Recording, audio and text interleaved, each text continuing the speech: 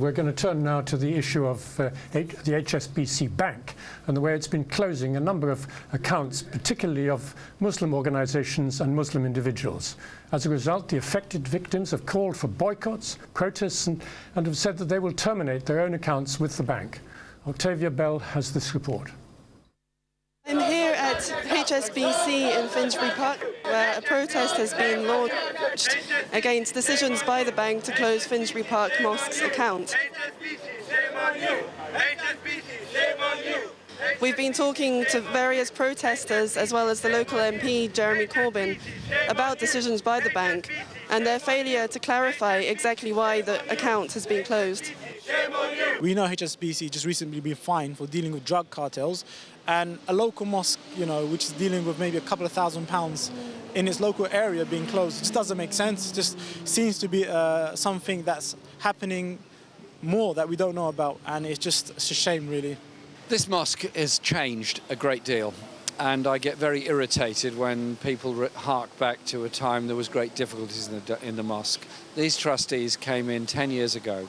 They've worked incredibly hard to get this mosque in the place that it ought to be, and it is in the place that it must be and is. A strong part of our community. HSBC, come and visit, come and see it, come and see the work we do, and see the damage you are doing by your behaviour. It is clear from the turnout of almost 200 that the mosque has a lot of support in the community. Finsbury Park Mosque is a registered charity, and it's an unusual problem for an organisation like this to deal with issues that are well beyond its focus. The mosque is not only a religious centre, but hosts education workshops and community groups for the police and council. A petition has been handed to HSBC, and a member of the charity's board of trustees tells me that they have collected 1,000 signatures in support of a better explanation from the bank. With greater regulation of banks, an unforeseen result is that charities can face problems such as this. HSBC is not alone in closing charity accounts. Barclays customers have faced similar issues.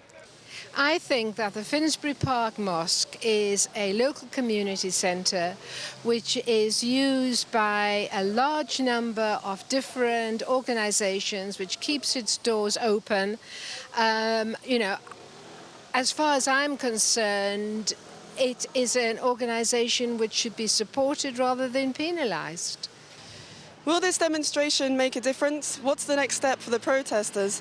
Jeremy Corbyn has indicated that he will bring up the issue in Parliament. Octavia Bell, The Report, Islam Channel.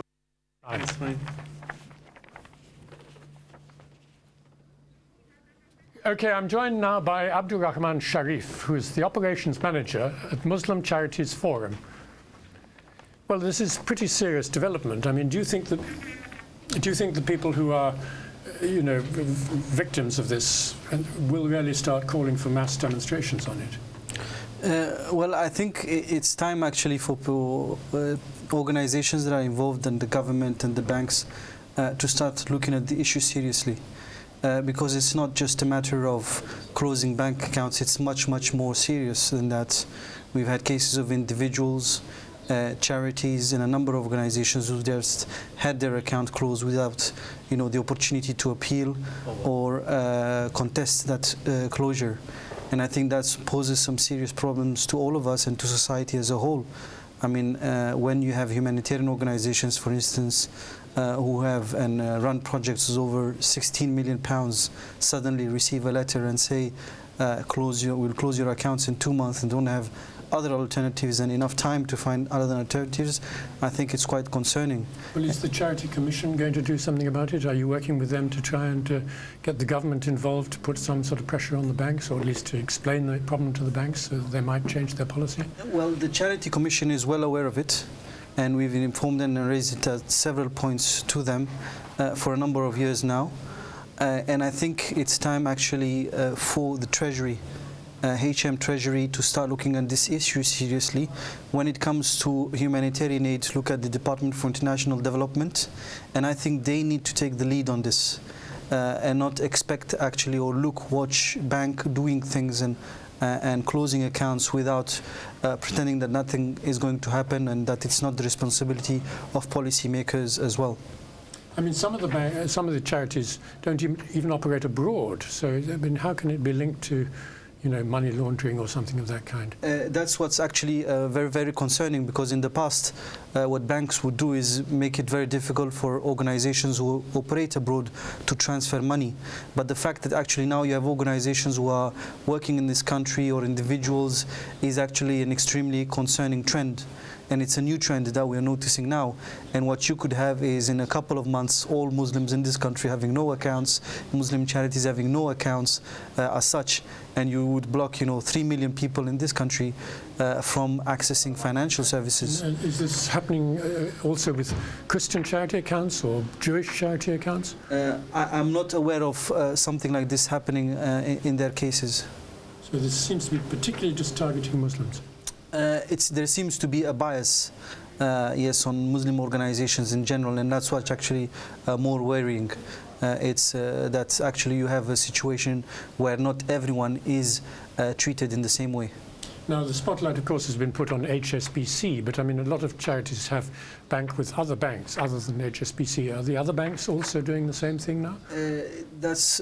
Well, other banks and other financial services. I'm just not talking about banks in general. You've got a set of financial services which have been affected by these measures and which are acting in the same way as this latest bank did. And what is worrying is that actually, if this happens and the HSBC cases goes ahead and closes the accounts of these organizations, that it's going to set a precedent that others are going to follow. Well, thank you very much for telling us about it in detail. That's all we have time for on tonight's program. I want to thank all of my guests in the various segments we've had for joining us, and thank you at home for watching. Remember, you can keep up with our Twitter conversation on all of tonight's stories by tweeting @IslamChannel using the hashtag #TheReport. We're back tomorrow evening at the same time. For now, we'll leave you with some scenes from Yemen.